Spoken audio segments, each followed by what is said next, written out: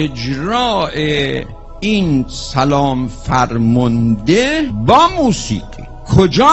تو کربلا. بسم الله الرحمن الرحیم.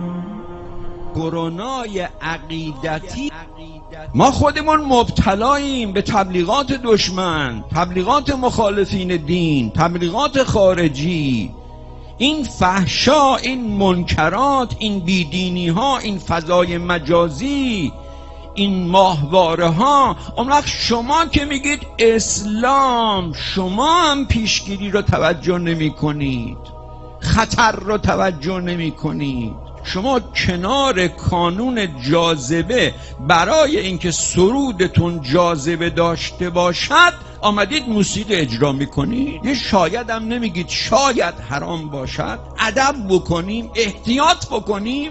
بعضی دوستان به بنده گفتن راجع به این اجرایی که در کربلا بوده ما مشرف نبودیم. اجراء این سلام فرمانده با موسیقی کجا؟ تو کربلا. خب پیشگیری موسیقی حرامه؟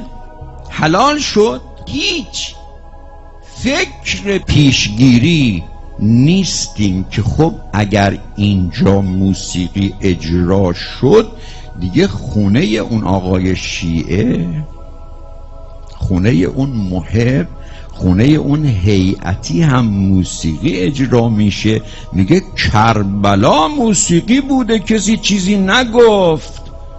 حالا شما آمدی به من گیر دادی. شما ببینید با این بی‌توجهی هاتون مردم رو به سمت انحراف میبرید.